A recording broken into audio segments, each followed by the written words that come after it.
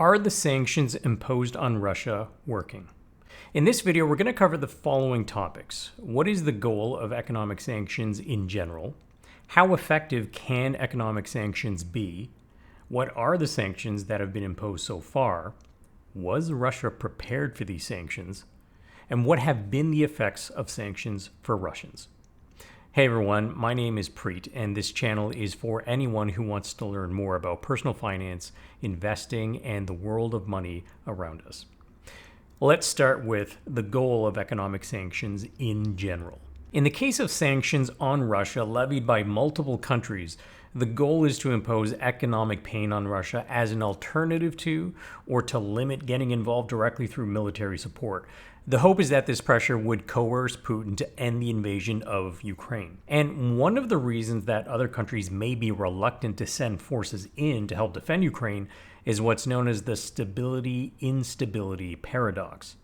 When you have countries with nuclear capabilities, the concept of mutually assured destruction acts as a deterrent to another grand-scale world war breaking out or a nuclear holocaust. But the paradox is that you are also more reluctant to step in situations like the unlawful invasion of Ukraine, which is being waged with conventional measures, because if you did, it increases the likelihood of a nuclear war. This is the stability-instability paradox theory. So the next tool you have is economic sanctions. How effective can economic sanctions be? If we look at the sanctions that the United States levied on Iran in 2018 by the Trump administration, we see that the impact on the Iranian economy has been severe. GDP declined for about 4 consecutive years.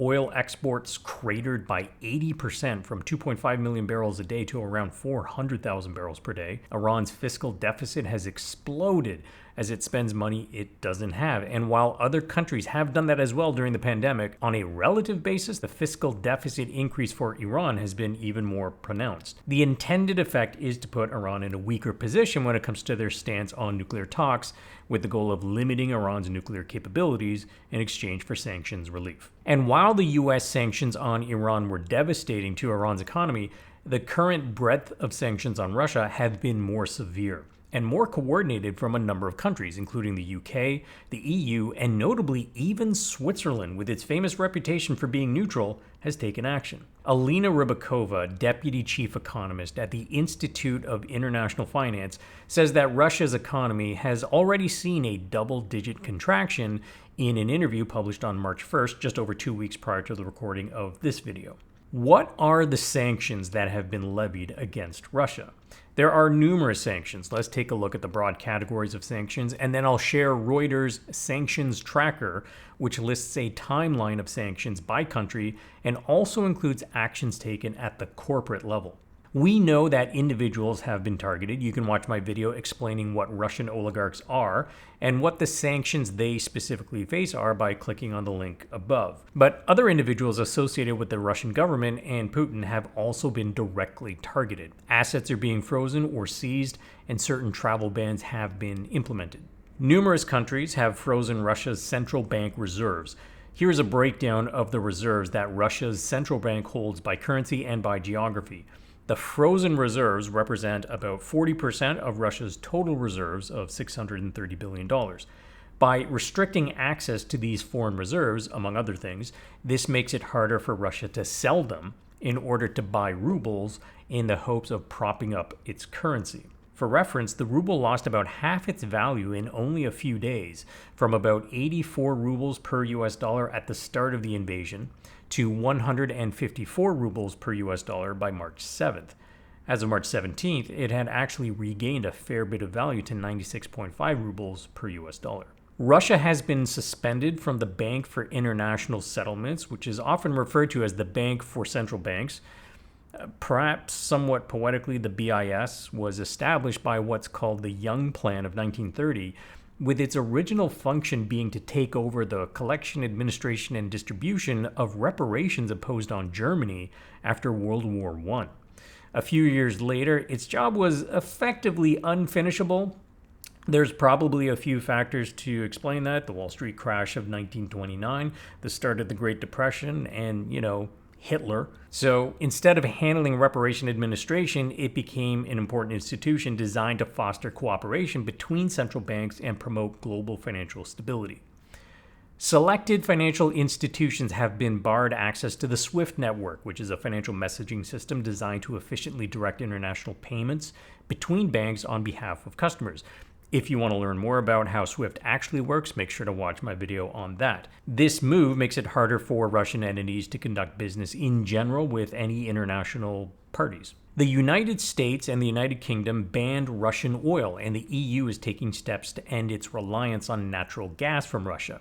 To provide some context, Russian oil accounts for 8% of UK's oil demand, and in 2020, the United States' share of all petroleum imports that were from Russia, which includes more than just crude oil, was about 7%. However, Russia currently accounts for roughly 40% of the EU's natural gas imports.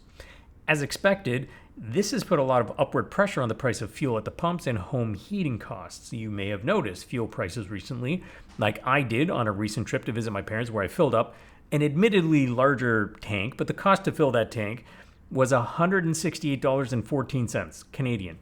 If we adjust to gallons and to US dollars, that was the equivalent of roughly $6.85 a gallon. In addition, we've seen a ban on Russian flights from US, UK, EU, and Canadian airspace. Private jet charters are banned in the UK for Russians. Exports to Russia from various countries have been banned. Tariffs have been imposed on certain Russian exports and more. For a more detailed timeline of various sanctions, Reuters is maintaining a webpage that shows the sanctions imposed by different countries and the targeted groups. If you keep scrolling down, you'll also see a list of actions taken by companies and organizations, and I'll include a link to this in the description. Now, was Russia prepared for this? In what's been described as the Fortress Russia strategy, Putin has been building up reserves for years, specifically because of the expectation of sanctions down the road. It looks like it's been part of the plan all along. But did Putin expect to be met with this level of sanctions? This looks to be where he may have miscalculated the extent to which countries around the world have stepped up so far, and there is still room to escalate sanctions from here. Now, what have been the effects of the sanctions so far? It's been economically devastating for the Russian people, many of whom oppose the invasion themselves and have bravely protested their government, which is a very risky thing to do in Russia. Lineups are forming at ATMs to get cash. Prices are exploding. One electronics store owner indicating that they've been raising prices every few hours at one point. The price of laptops had doubled in the span of 1 month. McDonald's announced that they were closing all their locations in Russia, which is I think about 847, and any remaining food at the restaurants increased in price by 10 times, with one person describing it as your last chance to taste foreign bliss. With the ruble dropping in value and many restrictions on imports to Russia limiting supply of goods, anything imported is going to be super expensive, and Russians import a lot of things. The Russia Central Bank more than doubled interest rates by increasing its main rate from 9.5% to 20% on February 28th, and this increases the cost of borrowing for citizens and businesses and further dampens economic activity. The most negative growth forecast I saw was a prediction that Russia's economy could contract by 24% in 2022 alone, with a lot of caveats about the length of the invasion and their ability to export being further curbed. Sanctions also do not just impart financial consequences. When the UN levied sanctions on Iraq, the mortality rates for infants and children under 5 doubled. US sanctions on Cuba had in part been responsible for increased infectious diseases and deaths of adults and seniors. So, the impacts of sanctions look to have been very effective in punishing Putin, Russia's economy, and the Russian people, but the question still remains as to how this all plays out. Does this get him to back down, or does it back him into a corner? The world is watching. I stand with Ukraine and the Ukrainian people, and my thoughts are with them. I'll continue to include links for ways that you can help out if you are able to.